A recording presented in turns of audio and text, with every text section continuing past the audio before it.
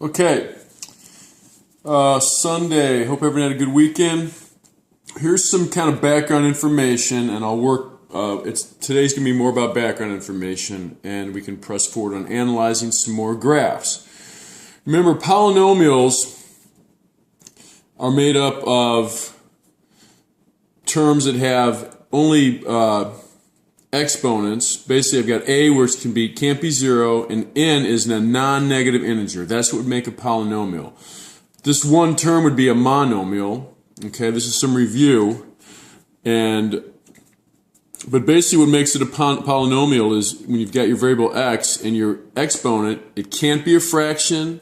Okay, that would be some type of root. It can't be a fraction, can't be negative. So it can be 0, but it would be a non-negative integer. And here's a polynomial: 1/3 x to the third power plus 2x squared minus 4x plus 7. Degree. This is a third degree polynomial. It's in standard form. Notice the exponents decrease to x to the 0. Here's some monomials. 7. That's a monomial. That's a polynomial of just one term. It's 7 times x to the 0 power. 3x squared, negative 2x. Here's another polynomial, 5. It's 5 times x to the 0 power, which is 5 times 1, which equals 5. Okay? Here's some more examples. Not a polynomial. That'd be x to the 1/2. Polynomial, 0 times x to the 0 power. Polynomial, 8 times x to the 0 power. Not a polynomial. Okay? This x to the third power is really x to the 1/3 power. That's a fraction. If I put it up in the numerator, it'll be x to the 1/3 power. Okay, this will be a polynomial. We'll FOIL that out. This will be x squared minus 2x plus 1, and then you times it all by this, but all my exponents are going to be positive integers. Okay, now let's talk about a specific monomial called a power function, where a can be anything but 0, but this time, to make it a power function, n has to be 1 or greater. It has to be, okay? For normally a polynomial or a monomial, you can have your exponent be 0, but not for a power function, okay? This is a times x to the n, and n is greater than 0. So 1 is the smallest integer, okay? So it's got to be 1 or greater, okay? Here's an example, 4x to the 4th, all right? We go on to power functions. Let's talk about where n is even. Okay, some examples. X squared, 2x to the 4th, 1/2 x to the 6th, x to the 8th. You're going to have kind of like the parabola type. Okay, and here's some of these properties. It's an even function, right? And even functions are symmetric about the y-axis. There's symmetry about the y-axis. My domain, all real numbers. There's no limits to what I can put in for x. But my range is going to be what? 0 or greater. Y is greater than or equal to 0. One thing about this graph, you're always going to contain, if I look down here, these points. If you plug in, it's going to always contain the points -1, 1, 0, 0, and 1, 1. Okay? All right? Okay, and that's for just the parent function of even function, okay? That would be just y equals, hold on for 1 sec. Yeah, I just want to continue this. When I'm talking about these points here, the graph, this is when where a equals 1, okay? So when you have y equals either x squared, x to the 4th, okay? Not when 2 or 1/2. But if you just got x squared, x to the 4th, and your a is 1, it'll always contain these points. -1 squared or -1 to the 4th power or 6th power is going to be 1. 0, you plug in 0, you're going to get 0. You plug in 1, and 1 to the 6th, 8th, 4th, 2nd power is going to be 1, okay? All right, so that's where a is 1, and you've got x squared, x to the 4th, x to the 6th, etc., okay? Here's something I want to talk about in the graph that you'll have to understand. As n increases, as your exponent gets bigger, okay, x to the 6th, x to the 8th, all right, versus, x squared. As n gets bigger, okay, your graph is going to take off rapidly when x is greater than 1. So here's your y equals x squared, but here's, let's say, y equals x to the 4th. Okay? So once you get past greater than 1 and less than negative 1, this thing's really going to get steeper. But in between 1, less than 1, and greater than negative 1, as n gets bigger, this will flatten out more between 1 and negative 1. Okay? So the greater n gets, the steeper it gets outside of 1 and negative 1 and 1, but it'll flatten out more in between 1 and negative 1. Okay? That's going to go true to power functions that are odd, that have an odd integer. Okay? All right? And here's some properties. And again, when I talk about these, I'll get back to that in a second here. Let me go back here. Start with the first thing. So odd functions. Okay? It's an odd function. So symmetric about, it's got symmetry about the origin, which means what?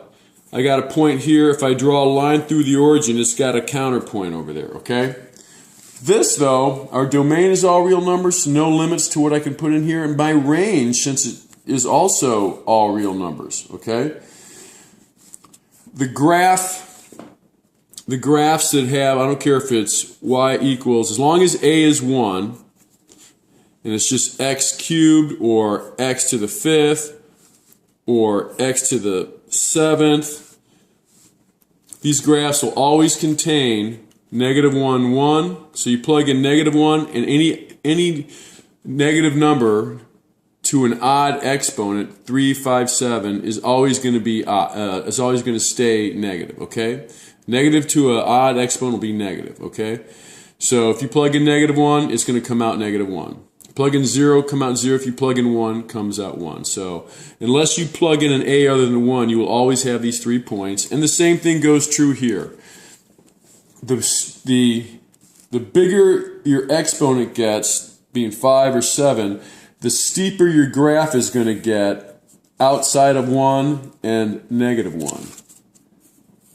Okay? And also the flatter it's going to get towards the x-axis between negative 1 and 1, okay? So as your exponent increases to be from 3 to 5 to 7, it's going to get flatter there, okay? In between here, all right? You'll see that in your graph. All right, here's something I got out of the textbook, and it's really kind of obvious stuff. We're going to talk about x-intercepts or roots, and they call it, in this one textbook I have, real zeros. It's a real number and it's a 0. So we're familiar with the term zeros, roots, x-intercepts. Here's the root, or if you plug in something into the function, it comes out 0. That r is a real 0 of the function f, or it's a root, a 0, a solution, x-intercept, root, like I said, or I guess earlier. Okay. So here's some properties which I've just talked about. Okay, you've got r is a real 0 of a polynomial f. That's what we're going to call. That's what this textbook refers to as r. It's a real 0 or a root or solution of a polynomial function f. That means r, that root, is an x-intercept of the graph of f. That means you plug that in, you get a y value 0. That's where that point's on the x-axis, where y equals 0. X minus r would be a factor of the polynomial. So you want to factor some polynomial out. One of the factors will be x minus r, okay? All right, and that's what we have here. X minus r would be a factor of polynomial f, and r is obviously a solution to the polynomial, okay? All right, so you plug in r here, r minus r is 0. That obviously creates 0, okay? Remember, we set our polynomials like x squared minus 3x minus 2 or something like that. We set those equal to 0, okay? And then we solve for x, and those are our solutions, all right? All right, 9 minutes, got to help. Okay? All right. We'll be looking into finding a polynomial function from its zeros, okay? Or its roots, its real zeros, its roots, its x-intercept. So f of x has zeros, x-intercepts, at negative 3, 2, and 5. So this polynomial could be f of x equals a times x minus negative 3, which would become x plus 3, times x minus 2 times x minus 5. And for this case, we're going to assume a is 1, okay? right? And this is what the graph would look like, something like this. I've got zeros at -3, 2, and this would be 5, okay? And notice how I do the FOIL, x squared, -2x, -5x, and plus 10, -2 times -5 is plus 10. That ends up being x squared minus 7x plus 10. And then I'm going to multiply it by the other factor, which is x plus 3, because the root is -3. And I do the multiplication that we're all pretty good at now, right? This times this, 30, -21x, 3x squared. Then this times this is 10x minus 7x squared plus x cubed. And we all combine that, and that's what we get, okay?